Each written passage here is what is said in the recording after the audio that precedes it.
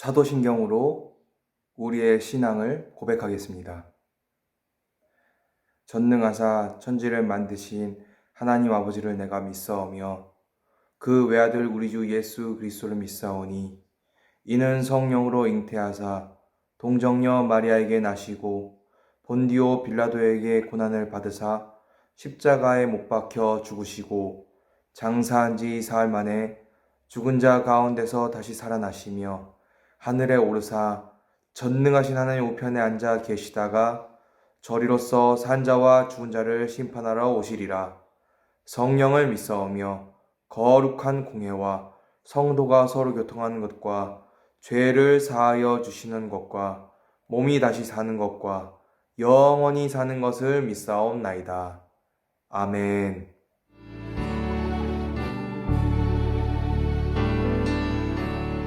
은혜 아니면 살아갈 수가 없네. 호흡마저도 다 주의 것이니 세상 평안과 위로 내게 없어도 예수, 오직 예수뿐이네. 은혜 아니면 살아갈 수가 없네. 호흡마저도 다 주의 것이니 세상 평안과 위로 내게 없어도 예수, 오직 예수뿐이네.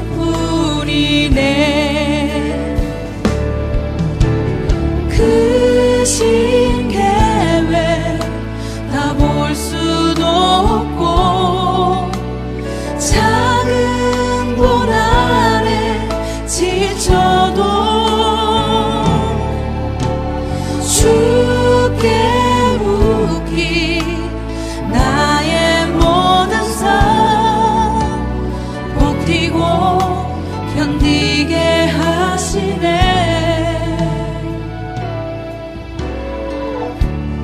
은혜 아니면 살아갈 수가 없네. 나의 모든 것 다 주께 맡기니 참된 평안과 위로 내게 주신 주 예수, 오직 예수뿐이네.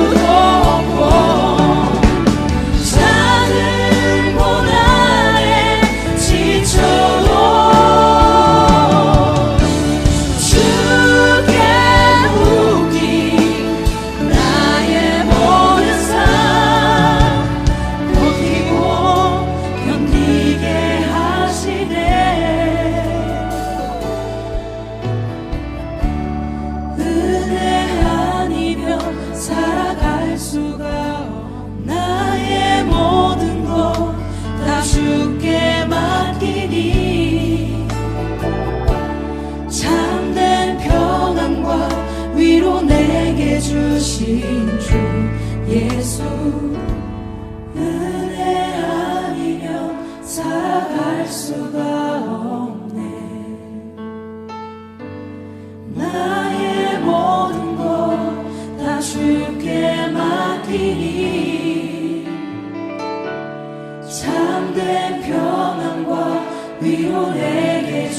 주신 주 예수 오직 예수뿐이네 예수 오직 예수뿐이네.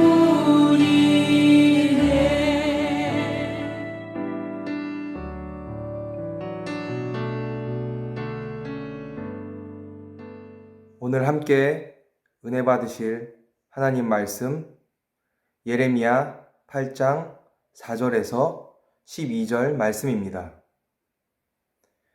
너는 또 그들에게 말하기를 여호와의 말씀에 사람이 엎드려지면 어찌 일어나지 아니하겠으며 사람이 떠나갔으면 어찌 돌아오지 아니하겠느냐. 이 예루살렘 백성이 항상 나를 떠나 물러가면 어찌함이냐. 그들이 거짓을 고집하고 돌아오기를 거절하도다. 내가 귀를 기울여 들은즉 그들이 정직을 말하지 아니하며 그들의 악을 뉘우쳐서 내가 행한 것이 무엇인고 말하는 자가 없고 전쟁터로 향하여 달리는 말같이 각각 그 길로 행하도다. 아멘. 오늘 이 아침 예배를 위하여 함께 기도하겠습니다. 하나님 아버지 감사를 드립니다. 주님께서 허락하신 이 귀한 아침에 주님의 말씀으로 우리를 먹이시고 거룩하게 성장케 하심을 감사드립니다. 사랑으로 우리를 붙드시는 주님, 우리가 어디에서 무엇을 하든 주님을 더 많이 생각할 수 있는 축복을 허락하여 주시옵소서. 주님을 생각함으로 많은 상황과 감정의 어려움을 이겨낼 수 있도록 도와주시옵소서. 우리를 말씀 안에서 항상 겸손케 하시고 낮은 곳으로 임하셔서 더욱더 우리 스스로를 낮아지게 하옵소서. 낮아진 우리의 심령, 준비된 심령 안에 찾아오셔서 크게 역사하여 주시옵소서. 그래서 진정 예수님을 닮아가는 우리 되게 하여 주시옵소서.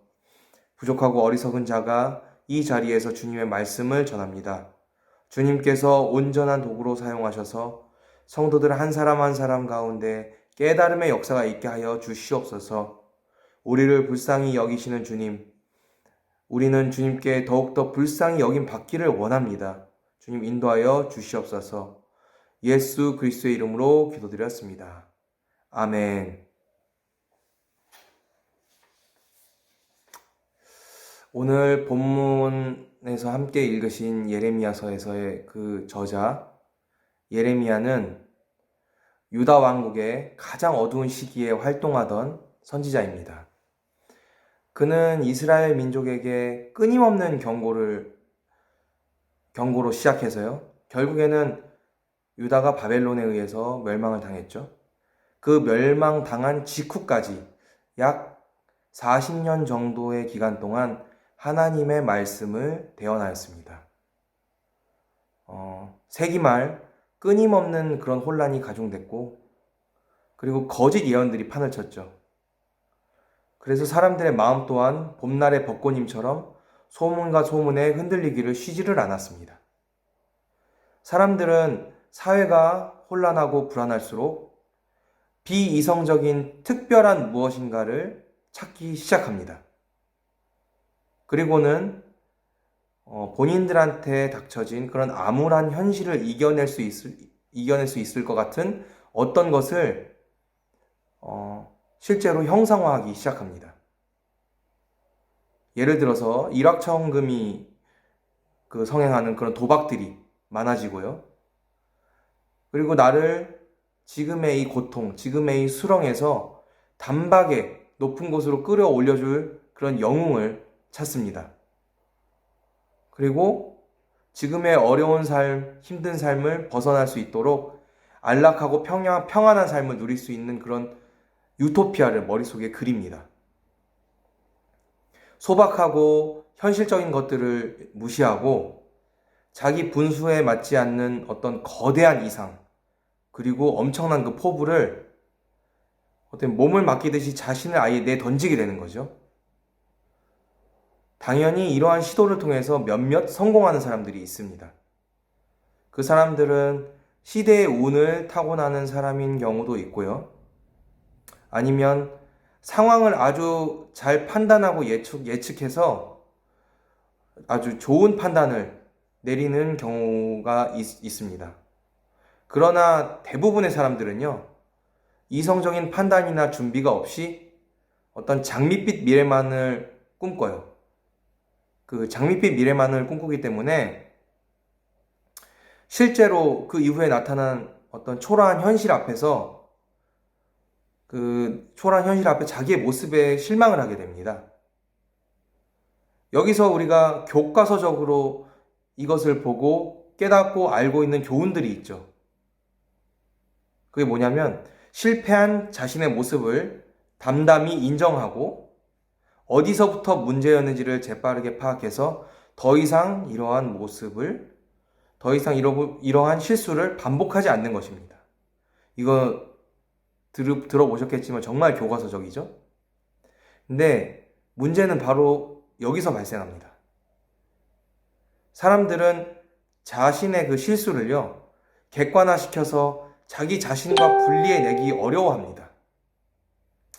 자기가 한 실수가 결국 그 실수 자체가 아니라 그 실수가 자기 자신이 되어버리는 것입니다.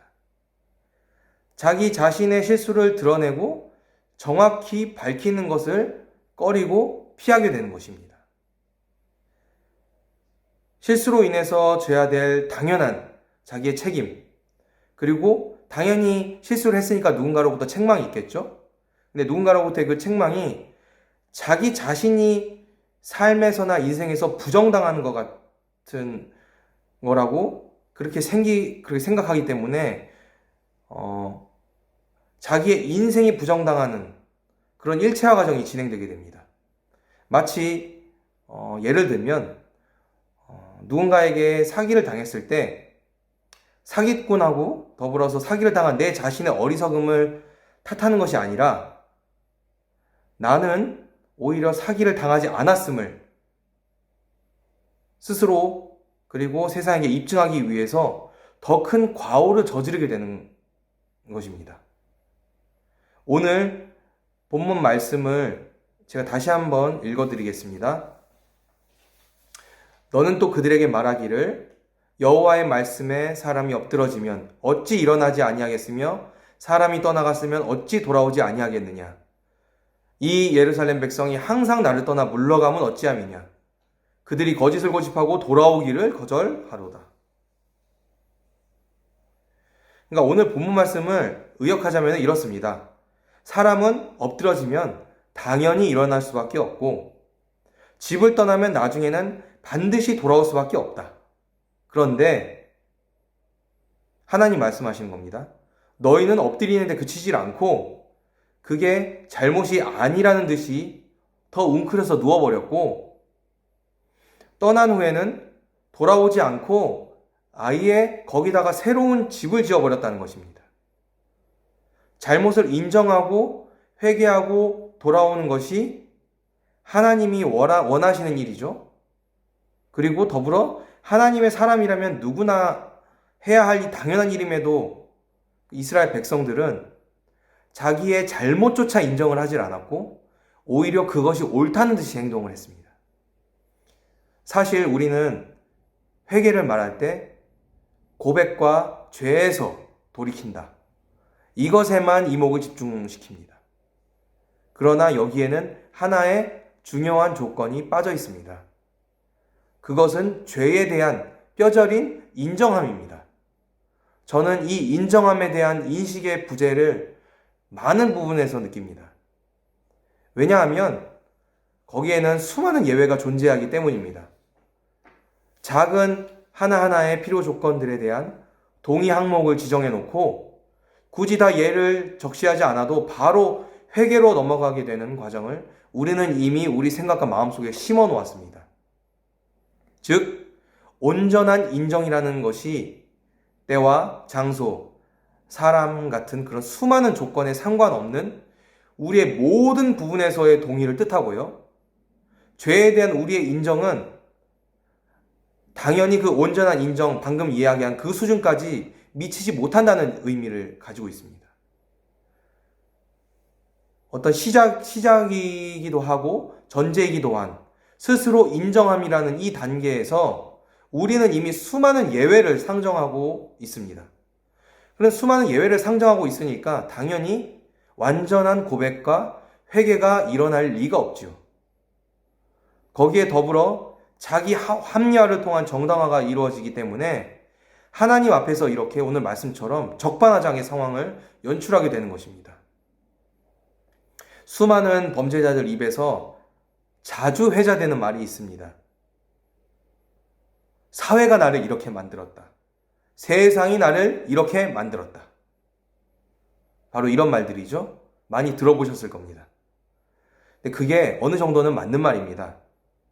왜냐하면 범죄자들 중 대부분은 따뜻한 사랑을 경험해보지를 못했고 세상에서 버려져서 방치된 삶을 산 사람들이 많았기 때문입니다. 그러나 왜 법의 심판을 받아서 그들의 잘못을 감옥이나 어떤 다른 처벌을 통해서 뼈저리게 느꼈음에도 또다시 범죄자의 길로 들어서게 되는 것일까요? 그들이 배우질 못해서? 아니면 어떤 전과를 가지고 할 수 있는 일이 없어서? 이게 수없이 도사리고 있는 변명의 수렁에 빠진 그들이 다시 한번 위와 같은 이유로 스스로를 변호할 것입니다. 그러나 그들이 또다시 반복되는 순간 앞에 서 있는 이유는 단 하나입니다. 그들이 스스로의 행위에 대한 뼈저린 인정을 하지 못했기 때문입니다. 어떤 상황이나 환경을 들먹거리기에 앞서서 자기의 행위가 어떤 의미나 어떤 이유로도 정당화될 수 없는 잘못임을 스스로 절대적으로 인정하지 못하고 있기 때문입니다. 이제 그리스도인으로서 오늘도 회개할 거리를 잔뜩 안고 이 자리에 있는 우리 스스로 질문해 보기를 원합니다. 어떠한 변명이나 이유 없이 나의 잘못을 하나님 앞에 온전히 인정하는가? 어떤 합리화나 조건을 앞세우지 않고 하나님 앞에서 나의 잘못을 온전히 받아들일 수 있는가? 예레미야는 거의 40년 동안 이스라엘 사람들에게 너희가 너희 잘못을 인정하고 회개해야 함을 역설했습니다. 시대와 상황이 험악해져 감을 사람들은 느꼈지만 거기에 대한 책임을 통감하지 못했습니다. 이것은 어쩌면 필연적이고 역사의 한 흐름이라고 생각했을지도 모르겠습니다. 그러나 중요한 것은 그들은 인정치 않았다는 것입니다. 예레미야가 죄악된 행실에 대한 이스라엘의 답변, 이를테면 죄악의 당사자로서 철저한 인정함을 집요하게 요구했음에도 이스라엘 백성들은 자신의 변명과 합리화로 일관할 뿐 절대로 인정을 하질 않았어요. 오늘 저는 하나님이 우리에게 언제나처럼 우리에게 회개할 것들을 생각나게 하시고 상황과 환경을 통해 말씀하시기를 원합니다. 거기에 반응하는 우리의 모습, 만약에 그 모습 중에 변명, 핑계, 이유, 합리화 이런 것들이 우리 마음속에 조금이라도 나타난다면 우리는 이미 회개할 수가 없습니다. 이미 온전히 인정하고 있지 않기 때문입니다. 인정함이 없었기 때문에 엎드려 있지만 온전히 일어설 수가 없었고 돌아와야 했지만 돌아오지는 못했습니다. 지금 우리의 모습을 다시 한번 바라보시길 바랍니다. 지금 하나님의 말씀 앞에 어떠한 변명도 없는 온전한 인정함의 끄덕임이 필요한 오늘 아침, 오늘 우리의 시간, 그리고 이유입니다. 이제 우리 말씀을 생각하시면서 기도드리겠습니다. 사랑과 은혜가 충만하신 주님, 말씀과 기도 가운데 찾아오셔서 우리에게 말씀하시고 인도하심을 감사드립니다. 하나님, 우리가 회개를 부르짖으나 왜 회개하는지, 회개하기 위해서 우리의 죄를 온전히 인정해야 함에도 기계적으로 회개를 말할 때가 많았음을 고백합니다. 예레미야를 통해 아무리 일깨워 주어도 인정치 않고 돌아오지 않는 이스라엘 백성들이 지금의 우리 모습과 너무나 닮아 있음을 느낍니다. 인정치 않음으로 회개하지 않음을 넘어 오히려 죄와 상관없다고 하나님 앞에 서 있는 교만한 우리의 모습을 느낄 때 회개에 강팍해져만 가는 지금의 시대를 느끼게 됩니다. 주님, 우리에게 선하고 유연한 마음을 주시옵소서. 낮고 겸손한 마음을 주시옵소서. 말씀 안에서 녹아질 연약한 심령을 주셔서 하나님의 말씀 앞에 잠잠한 우리의 모습을 회복하게 하시옵소서. 그러므로 참 변화가 있는 우리의 삶이 되게 하여 주시옵소서. 예수님의 이름으로 기도했습니다. 아멘. 주기도문으로 오늘의 예배를 마치겠습니다. 하늘에 계신 우리 아버지여, 이름이 거룩히 여김을 받으시오며 나라에 임하옵시며 뜻이 하늘에서 임한 것 같이 땅에서도 이루어지이다. 오늘날 우리에게 일용할 양식을 주시고 우리가 우리에게 죄 지은 자를 용서한 것 같이 우리의 죄를 사하여 주옵시고 우리를 시험에 들지 말게 하옵소서. 다만 악에서 구하옵소서. 대개 나라와 권세와 영광이 아버지께 영원히 있사옵나이다. 아멘. 우리 오늘 함께 기도하겠습니다. 나라와 민족을 위하여 기도해 주시고 이 코로나 시국에 주님이 우리에게 원하시는 뜻이 무엇인가를 알게 해달라고 기도해 주시고, 목사님 지금 세계 선교대회 참석자 한국 방문 중에 계시는데 이번 주 주일에 그 모든 스케줄이 제 주보안에 적혀져 있습니다. 그 모든 스케줄 가운데에서 정말 영과 육 가운데 강건함으로 채우시고 사역 가운데 정말 주님께서 필요한 에너지를 공급해 주셔서 그 말씀을 듣는 성도들 한 사람 한 사람에게 큰 은혜를 끼칠 수 있는 그런 놀라운 기적의 역사가 일어나게 해달라고 기도해 주시고, 그리고 각자 원하는 기도 제목을 놓고 주여 삼창하시고 통성으로 함께 기도하시겠습니다. 주여, 주여, 주여.